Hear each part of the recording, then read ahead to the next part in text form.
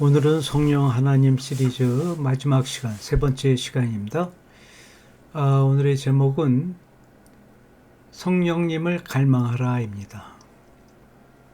사랑하는 성도 여러분, 오늘 우리는 많은 신앙인들이 마음 깊이 공감하고 있는 한 가지 질문으로 이 말씀을 시작하고자 합니다. 왜 나는 하나님 뜻대로 살고 싶은데 자꾸만 넘어지고 실패를 반복하는가? 우리는 더 거룩하게, 더 사랑하며 살기를 원하지만 현실은 반복되는 좌절과 영적 무력감일 때가 많습니다. 세상에 나오는 그 뉴스를 보십시오. 세계 곳곳에서 일어나고 있는 우리의 삶의 현장의 모습은 어떻습니까? 마약, 각종 범죄, 전쟁, 내란, 빈부격차 등 이 모든 것들이 우리가 자고 일어나면 이 뉴스를 덮고 있는 사건들이 아닙니까? 오늘 이 시간 우리는 이 문제의 근본적인 원인이 무엇이며 성경이 제시하는 유일하고도 명쾌한 해답이 무엇인지 함께 탐구해 보고자 합니다. 이런 우리의 영적 현실은 사실 구약시대 이스라엘 백성의 모습 속에 그대로 투영되어 있었습니다. 하나님께서는 예레미야 선지자를 통해 이렇게 탄식하셨습니다. 예레미야 5장 7절에서 9절의 말씀입니다. 내가 어찌 너를 용서하겠느냐? 내 자녀가 날 버리고 신이 아닌 것들로 맹세하였으며 내가 그들을 배불리 먹인즉 그들이 간음하며 창기 집에 허다히 모이며 그들은 두루 다니는 살찐 수말같이 각기 이웃의 아내를 따르며 소리지르는도다. 여호와의 말씀이니라. 내가 어찌 이 일에 대하여 벌하지 아니하겠으며 내 마음이 이런 나라에 보복하지 않겠느냐. 하나님께서 모든 것을 풍족하게 채워주셨지만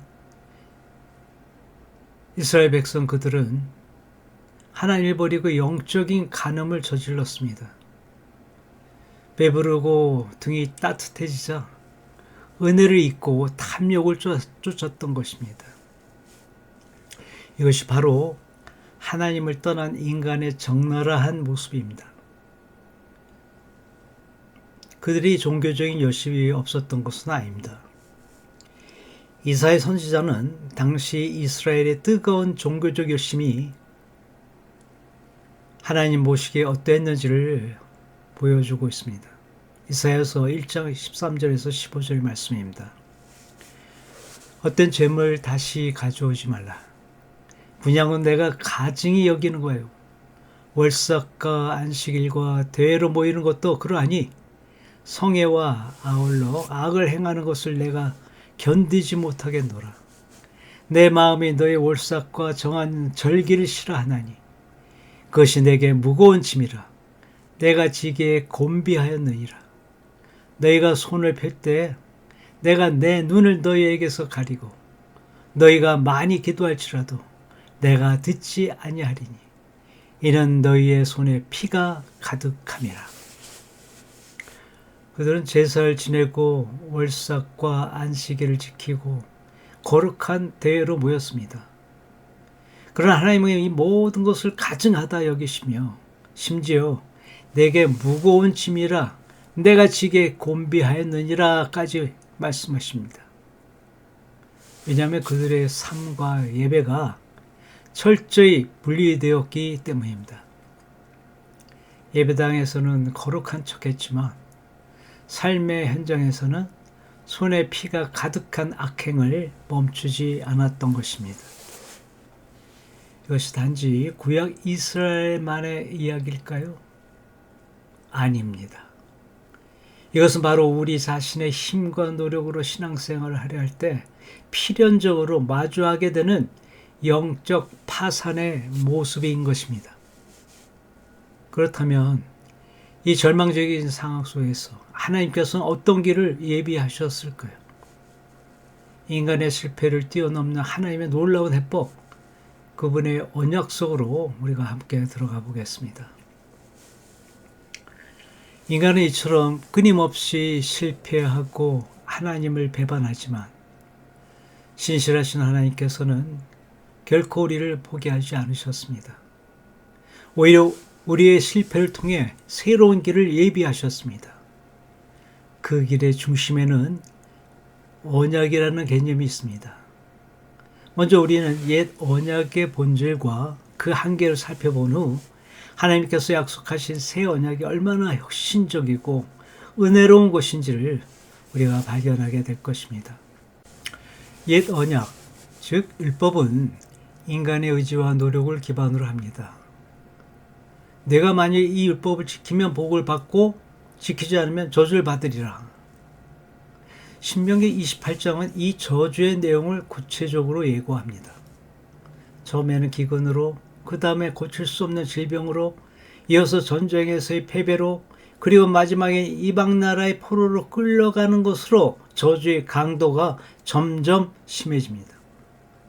예레미야 시대의 이스라엘은 바로 이 네 번째 저주, 즉 국가의 멸망과 바벨론 포로라는 심판을 눈앞에 두고 있었던 것입니다.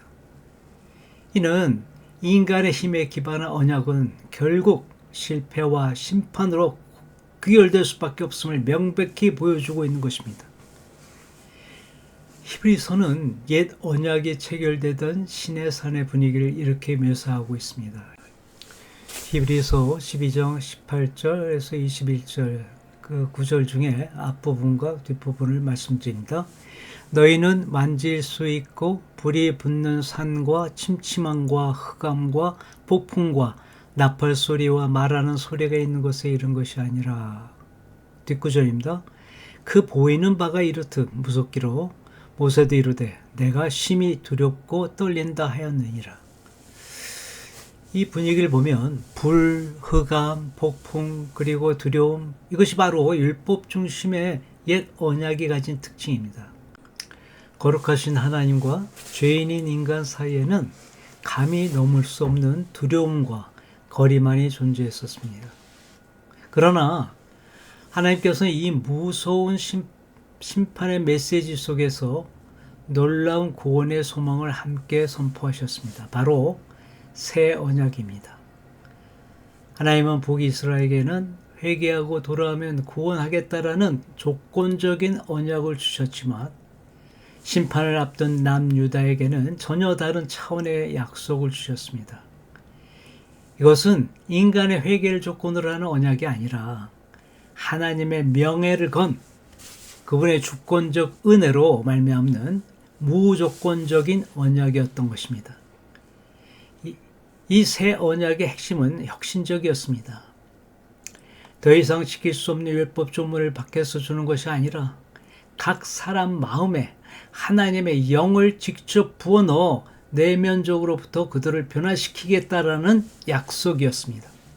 즉 인간의 의지가 아닌 우리 안에 내주하시는 성령의 능력으로 말미암아 하나님의 말씀을 기쁨으로 지킬 수 있는 새로운 존재로 만들겠다라는 것이었습니다. 히브리서는 이 새 언약이 이루어지는 장소인 시온산의 영광스러운 모습을 시내산의 두려움과 대조하여 이렇게 보여주고 있습니다. 히브리서 12장 22절에서 24절의 말씀입니다. 그러나 너희가 이룬 곳은 시온산과 살아 계신 하나님의 도성인 하늘의 예루살렘과 천만 천사와 하늘에 기록된 장자들의 모임과 교회와 만민의 심판자이신 하나님과 및 온전하게 된 의인의 영들과 새 언약의 중보자이신 예수와 및 아벨의 피보다 더 나은 것을 말하는 뿌린 피니라. 두려움의 신의 산이 아닌 은혜의 시온산, 그것은 단순한 장소가 아니라 하늘의 시민권자인 성도들과 천사들, 그리고 하나님이 함께 하시는 영광스러운 교제의 자리입니다. 그곳에는 심판이 아닌 중보자 예수의 뿌린 피가 있습니다. 이것이 바로 옛 언약과 새 언약의 근본적인 차이인 것입니다. 인간의 노력에서 하나님의 주권적인 은혜로의 완전한 전환인 것입니다. 그렇다면 이 위대한 약속은 과연 어떻게 성취되었을까요? 하나님께서 예레미야와 에스겔 선지자를 통해 주신 새 언약의 약속은 막연한 미래의 소망으로 끝나지 않았습니다. 이 약속은 역사 속에서 예수 그리스도의 삶과 죽음 그리고 부활을 통해 구체적으로 완전하게 성취되었습니다. 이 성취 의미를 이해하는 것은 오늘 살아가는 우리의 신앙의 결정적인 전환점이 될 것입니다. 첫 번째는 언약의 피, 십자가에서 완성된 용서입니다. 예수님께서 십자가를 지시기 전날 밤 제자들과 최후의 만찬 자리에서 새 언약을 선포하는 위대한 행위 설교를 하셨습니다. 예수님은 잔을 드시고 이렇게 선언하셨습니다. 이르시되 이것은 많은 사람을 위하여 흘리는 나의 피, 곧 언약의 피니라. 마가복음 14장 24절입니다. 또 마태복음 26장 28절에 이렇게 말씀하십니다. 이것은 죄 사함을 얻게 하려고 많은 사람을 위하여 흘리는 바 나의 피, 곧 언약의 피니라. 누가복음에서는 이 잔은 내 피로 세우는 새 언약이니 곧 너희를 위하여 붓는 것이라. 예수님께서는 당신의 피가 바로 새 언약을 세우는 피이며 그 목적이 죄의 사함에 있음을 분명히 하셨습니다. 예언약이 동물의 피로 맺어졌다면 새 언약은 하나님의 아들이신 예수 그리스도의 보혈로 세워진 것입니다. 그리고 이 예식은 단 한 번으로 그치는 것이 아니었습니다. 사도 바울은 고린도 교회에 이렇게 가르쳐주고 있습니다. 고린도전서 11장 25절 후반입니다. 이 잔은 내 피로 세운 새 언약이니 이것을 행하여 마실 때마다 나를 기념하라 하셨으니, 성만찬은 주님이 다시 오실 때까지 그분의 피로 세우신 새 언약을 기억하고 그 용서의 은혜를 계속해서 우리 삶에 새롭게 하는 거룩한 예식인 것입니다. 두 번째는 약속의 영, 오순절에 임하신 능력입니다. 새 언약의 또 다른 핵심 약속은 바로 하나님의 영을 주시겠다라는 것이었습니다. 에스겔서 36장 27절에서 약속된 야훼의 영은 사도행전 2장의 오순절 성령 강림 사건을 통해 마침내 성취되었습니다. 이로써 새 언약의 시대가 공식적으로 시작되었고 옛 언약의 시대는 새 언약으로 완전히 대체되었습니다.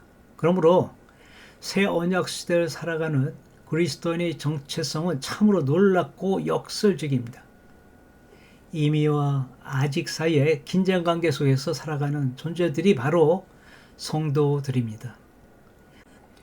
그리스도인은 죄인이지만 동시에 의인으로 살아가는 존재들이며 죄를 지을 수 있는 존재들이지만 더 이상 죄를 지을 수 없는 존재들로서 살아갑니다. 다시 말하면 영적 구원은 이미 이루어졌지만 아직 혼적 구원을 이루는 과정에 있는 존재들인 것입니다.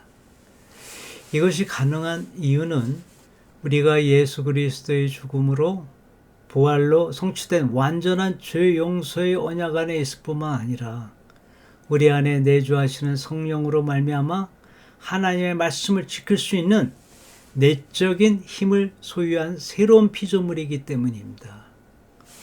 그렇다면 이 놀라운 진리가 오늘 우리의 삶을 어떻게 바꾸어 놓게 되는 것일까요? 우리는 이 새 언약의 특권을 어떻게 누리며 살아가야 하는 것일까요? 새 언약은 단지 우리가 믿어야 할 신학적 교리에 머물지 않습니다. 이것은 우리의 매일의 삶을 살아가는 방식에 근본적인 변화를 요구하는 실제적인 능력인 것입니다. 많은 성도들이 신앙생활을 무거운 짐처럼 느끼는 이유가 바로 여기에 있습니다. 우리는 새 언약의 백성이 되었음에도 불구하고 여전히 옛 언약의 관점으로 살아가려 하기 때문입니다. 이제 우리에게는 진정한 패러다임의 전환이 필요합니다. 새 언약은 우리가 무엇을 더 해야 하는 무거운 짐이 아니라 하나님께서 우리를 위해 모든 것을 다 이루셨다는 완전한 선물인 것입니다. 그러므로 이제 우리의 역할은 율법 조항을 지키려 애쓰는 삶이 아니라 이 위대한 선물을 믿음으로 받고 기쁨으로 누리는 삶이 되어야 하는 것입니다. 데살로니가전서 5장 16절에서 18절에는 우리에게 익숙한 명령들이 나옵니다. 항상 기뻐하라, 쉬지 말고 기도하라, 범사에 감사하라. 이 말씀을 들을 때 어떤 마음이 드십니까? 또 하나의 무거운 짐이구나. 어떻게 항상 기뻐하고 쉬지 않고 기도할 수 있단 말인가 하고 부담을 느끼십니까? 이것이 바로 옛 언약의 관점입니다. 그러나 새 언약의 관점에서 이 말씀을 본다면 이것은 명령이 아니라 약속으로 다가옵니다. 이것은 너희가 이렇게 해야 한다는 율법이 아니라 내가 너희 안에서 이렇게 이루어 주시겠다라는 하나님의 은혜로운 약속인 것입니다. 이 놀라운 해석의 근거가 바로 뒤따르는 구절에 있습니다. 데살로니가전서 5장 23절에 이렇게 되어 있습니다. 평강의 하나님이 친히 너희를 온전히 거룩하게 하시고 또 너희의 온 영과 혼과 몸이 우리 주 예수 그리스도께서 강림하실 때에 흠없게 보존하기를 원하노라. 그러면서 24절에 아주 중요한 말씀을 하십니다. 너희를 부르시는 이는 미쁘시니 그가 또한 이루시리라. 미쁘신 이는 신실하시니 그가 또한 이루시리다. 그렇습니다. 우리를 부르신 신실한 하나님께서 친히 이루시겠다라고 보증하시는 것입니다. 그러므로 쉬지 말고 기도하라는 말씀을 받을 때 우린 올바른 반응으로 대해야 할 것입니다. 주님, 항상 기뻐하라, 쉬지 말고 기도하라, 범사에 감사하라 하신 말씀은 제 힘과 노력으로는 도저히 이룰 수 없는 말씀입니다.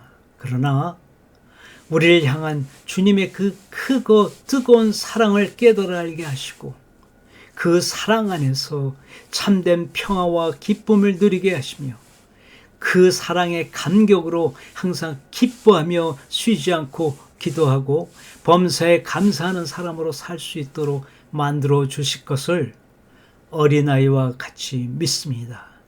주님이 제 안에서 그 일을 이루어 주십시오. 이것이 바로 인간의 노력을 내려놓고 하나님의 능력을 신뢰하는 새 언약의 삶입니다. 그러나 여기서 우리가 반드시 한 가지 명심해야 할 것은 은혜에 대한 우리의 반응은 불신 섞인 방관이 아니라 믿음으로 그 약속의 말씀을 붙잡고 의지하는 것입니다. 그렇다면 성령 안에서 살아가는 삶인 새 언약의 삶은 구체적으로 어떤 모습일까요? 여러분이 잘 아시다시피 시내산에서 주셨던 옛 언약은 인간의 의지만으로는 지킬 수 없었습니다. 하지만 예수님이 십자가에서 그 모든 언약을 성취하신 후 우리에게 보내주신 성령, 즉 주님의 영이 우리 안에 들어올 때 우리는 비로소 계명을 온전히 지킬 수 있는 사람이 됩니다. 이것이 바로 새 언약입니다. 성령님이 우리 안에 들어와 우리를 다스리시면 그토록 무거운 짐으로만 느껴졌던 말씀들이 가볍고 즐거우며 자유롭게 들리기 시작합니다. 그래서 위에서 말씀드린 데살로니가전서 5장 16절 18절의 말씀도 부담이 아니라 은혜로 우리 안에서 이루어질 약속으로 받아들여지는 것입니다. 그래서 예수님께서 성령을 간절히 구하라고 말씀하셨습니다. 구하고 찾고 문을 두드린 자에게 하나님께서 성령을 부어주시겠다고 약속하셨습니다. 그러므로 우리는 무엇보다 먼저 우리 안에 주님의 영이 충만하기를 구해야 합니다. 여기에 적절한 말씀인 마태복음 11장 28절에서 30절의 그 말씀을 유진 피터슨의 메시지 성경 번역본으로 읽어드리겠습니다. 피곤하고 지쳤습니까? 종교 생활에 탈진했습니까? 나에게 오십시오. 나와 함께 길을 나서면 여러분의 삶은 회복될 것입니다. 내가 제대로 쉬는 법을 가르쳐 주겠습니다. 나와 함께 걷고 나와 함께 일하십시오. 내가 어떻게 하는지 잘 보십시오. 자연스러운 은혜의 리듬을 배우십시오. 나는 여러분에게 무겁거나 맞지 않는 짐을 지우지 않습니다. 나와 함께 있으면 자유롭고 가볍게 사는 법을 배울 것입니다. 성령의 은혜의 리듬에 맞춰 사는 세 가지 비결의 말씀을 드리도록 하겠습니다. 첫 번째가 가난한 마음으로 오직 주님만 의지하는 것입니다. 우리의 노력, 열심, 능력은 하나님의 일을 방해할 뿐입니다. 신앙생활은 자기 뜻을 내려놓고 오직 주님의 뜻만 의지하는 것입니다. 두 번째는 성령님께 민감하게 반응하십시오. 주님은 지금도 우리의 마음의 문을 두드리고 계십니다. 우리가 연약하여 마땅히 기도할지 바를 알지 못할 때도 성령님께서는 우리 안에서 친히 우리를 위해 간구하십니다. 세 번째는 말씀을 통해 믿음, 사랑, 소망의 삶을 추구하십시오. 성령의 인도하심을 받는 비결은 우리의 시선을 주님께 고정하는 것입니다. 히브리서 12장 2절의 말씀은 믿음의 주요 또 온전하게 하신 이인 예수를 바라보자라고 권면하고 있습니다. 우리의 믿음을 시작하시고 완성하시는 분은 오직 예수님이십니다. 그분을 끊임없이 바라볼 때 우리 안에 계신 성령님께서 새 언약의 능력을 매일매일 새롭게 공급해 주실 것입니다. 다음에 해당되는 말씀은 로마서 5장 1절에서 11절까지 말씀입니다. 그 안에는 이런 내용이 들어있습니다. 자신의 아들을 내어주신 하나님 아버지의 영원한 사랑과 자기 자신이 죽기까지 헌신하신 하나님 아들 예수 그리스도의 그 크신 사랑과 우리 안에서 구원의 은혜를 깨닫게 하시고 거룩한 삶을 살도록 능력 주시는 성령 하나님의 은혜의 사랑이 우리 심중에 부어져 우리는 하나님과 화목한 자가 되었다고 말씀하고 있습니다. 이 말씀이 우리의 심중에서 뜨겁게 울려 퍼져야 합니다. 로마서 5장 4절에서 5절은 고난 가운데서의 그 소망을 이렇게 말씀하고 계십니다. 인내는 연단은 소망을 이루는 줄 알미로다. 소망이 우리를 부끄럽게 하지 아니함은 우리에게 주신 성령으로 말미암아 하나님의 사랑이 우리 마음에 부은 바 됨이니.